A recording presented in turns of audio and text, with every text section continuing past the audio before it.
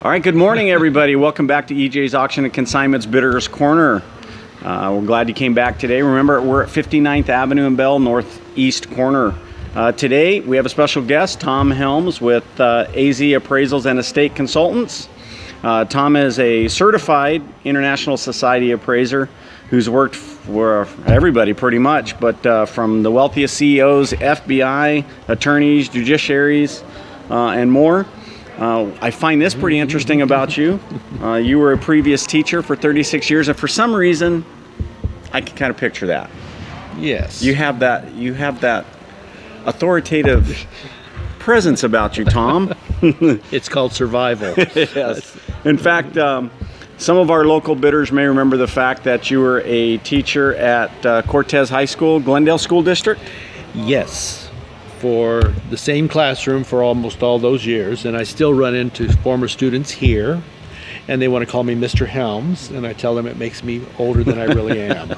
So, well, you are celebrating your 10th year anniversary in the appraisal business this year, correct? You are correct. 10 long, hard years, but it began on an easy note. One way is because I used to be one of the advisors to Governor Mofford educational committees.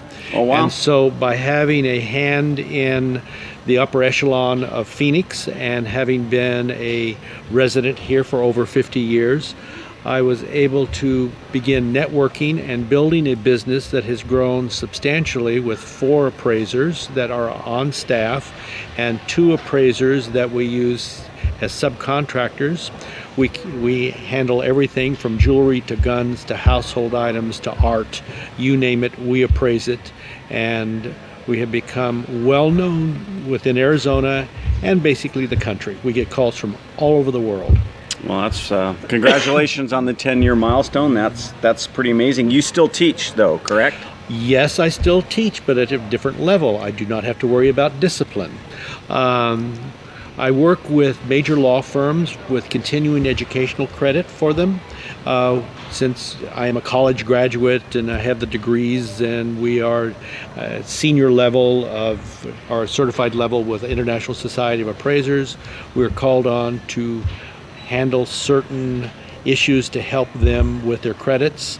We do work with understanding a hoarder house. There was a local auction house that handled one recently, and I've heard the people here in the auction saying, do you realize that she had over every Christmas card sent to her for the last 50 years? She had to move into another house because that one was full, and the bargains that they got. Same thing can apply here. Mm-hmm. There are good bargains at this auction house.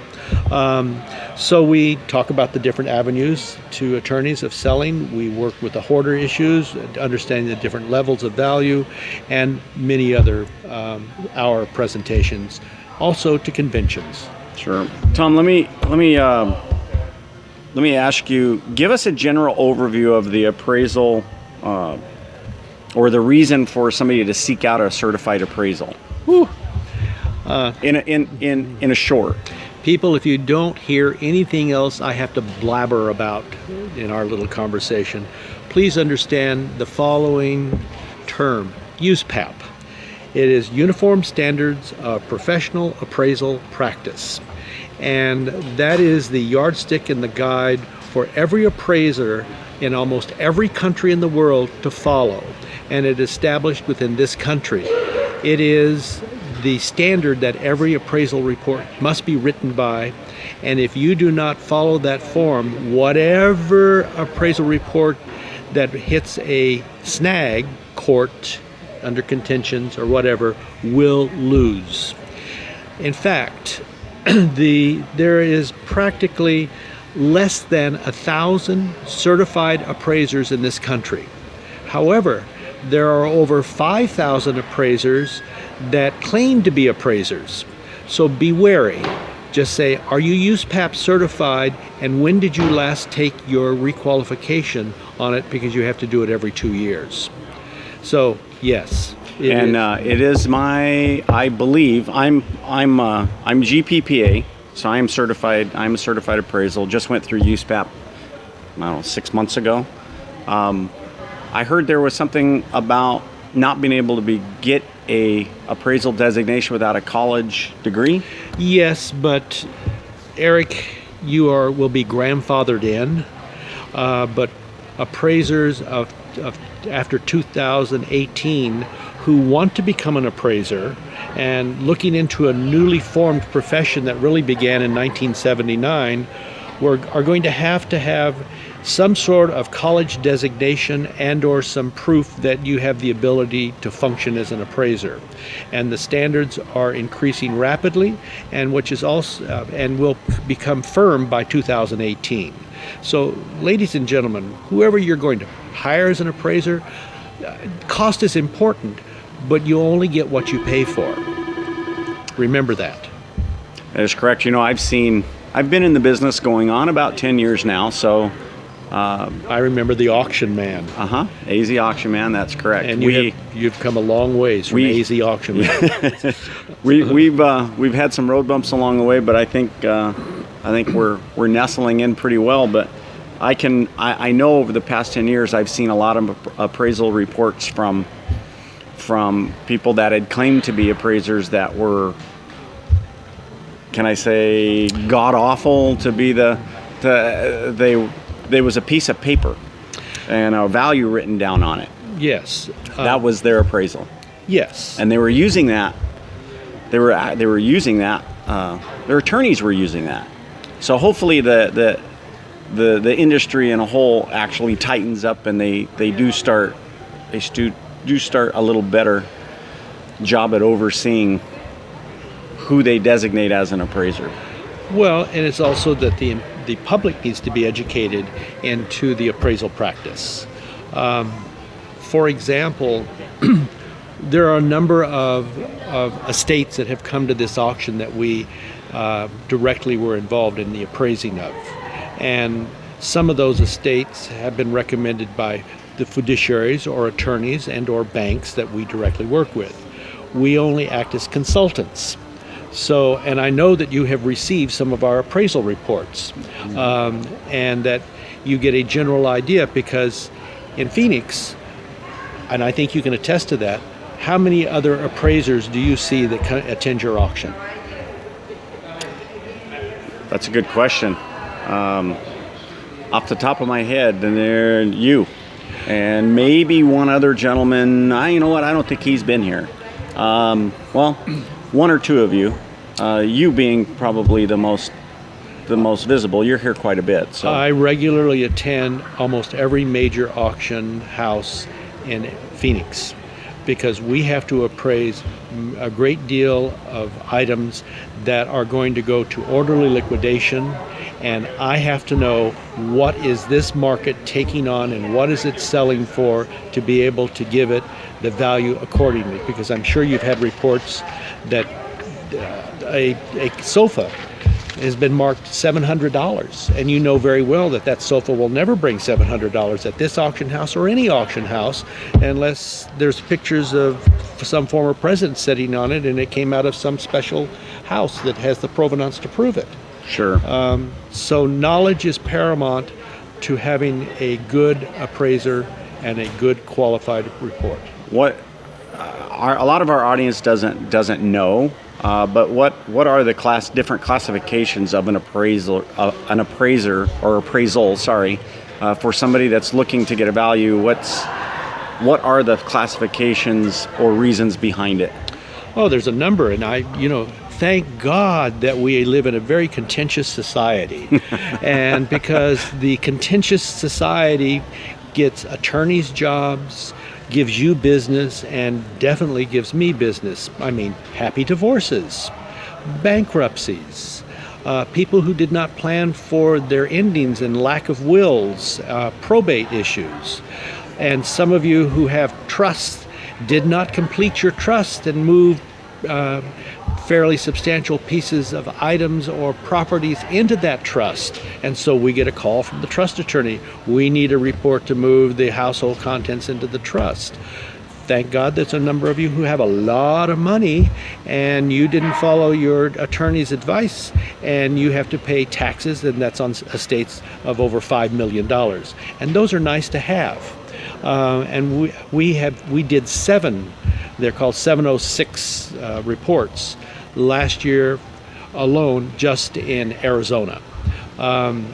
So yes, and what I really like is when the brother or the sister or whoever start fighting over the most useless stuff, equitable distribution. And that basically is the beginning of the end of the family, because the mother and father kept the lid on things, and when they're gone, all hell breaks loose within the family. And we're called in to help them make that decision on who's going to get the rag doll and who's going to get the broken Hummel. Mm-hmm. And I'm sure you as a auctioneer experience some of the residual effects of some of those people coming to the auction. Oh, yes. Yes. Family lore too. When it comes to that item that, Grandma said was the most valuable item in their house because it was in, President Lincoln's bedroom, and come to find out it was just a blanket. Yes. It was nowhere, but because of the generations that have been with the family and heard the same thing over and over again, they automatically assume that thing is irreplaceable, invaluable. I mean, it's just... Erik, without definite proof, without provenance, it's just an object. And sad to say, we get calls daily on, my children don't want any of the family heirlooms. They don't want any of the furniture. Well, we're living in a different society and a different needs. And you can tell right now that some of this dark brown furniture out here that you have on today's auction that is 100 to 125 years old is not going to bring very much money, because there's not many people who want antiques anymore. We are in a changing society with changing demands, and I'm sorry Grandma is not involved in those changes today. Well, yeah, that's very true. I want to ask you something. I understand that you'd like to write a book someday called In Your Drawers. Yes. That's a great title. I love the title. What would it be about? What would it be about is that as an appraiser, we are required to go through everything in the estate. I mean everything. And I have mentored numerous appraisers, and 4 of them are on staff. And the first time I took one of the newbies out on a job, I said, start opening those drawers. And he looked at me in shock. Go into somebody's drawers? And I said, yes, we have to look for valuables. We have to look for anything that needs to be in that report. Consequently, we have found in drawers and closets and shoe boxes and under sofas and under beds, behind dishes and kitchen cabinets, behind washing machines, in cans, in secret books, behind bookcases, up to $40,000 in Cougarans to several $1,000s in actual cash. Yeah, that's pretty amazing. Now, you say that. Actually, my processor's in the back. My son found, what was it? I believe it was $6,000 cash in a purse. Mm-hmm. And then 3 days later, a completely different client, $2,000 cash in a book. Yes. I mean, people hide. Some people don't want to put that money in the bank, so they're tucking it away. They're hiding it from either their husband or their wife or whoever. They tucked it away, and sometimes they just forget where they tucked it and forget all about the money until 20 years later we come along, clean it out, or you come along to appraise it and find it. Yes, and there have many times that three different people have gone through a house and we still find things hidden away, which leads to a major problem in this country. And I want to thank the program called Hoarders. They brought to the forefront a disease. It is an addiction disease. And it is not just an isolated case. There's an estimated of 25 million hoarders in this country.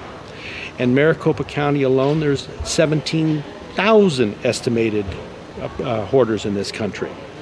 And one of our presentations that we do is understanding a hoarder and its ramifications on a family, and you as an attorney having to deal with that situation.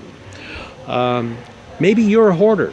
If you can't use your garage anymore because it's full of stuff and your Mercedes is sitting outside in the 2000 in the temperatures that are out there that sometimes feel like 2000 degrees, you are a hoarder because you have lost the functionality of that garage. Any room in your home that is no longer able to be used for what it was built for, and it has become so cluttered, then you are a hoarder. There are 5 levels of hoarding. And the worst one is animal hoarding, and that's the one that hits the newspapers. Animal hoarding. Animal hoarding. Yeah. I think we've all seen. We've all seen the Sheriff Joe spots on TV talking about 50 cats and 65 dogs in a house, and yes, that's a whole nother show. Remember, every Saturday we have 3 live auctions here at EJ's Auction and Consignment. Doors open at 9 a.m. on Saturday morning. First auction starts at 10. Second 10, 10:30, then 11. From then on, it's a 3-ring circus all day. Hope to see you again here at EJ's Auction and Consignment. Have a great Saturday.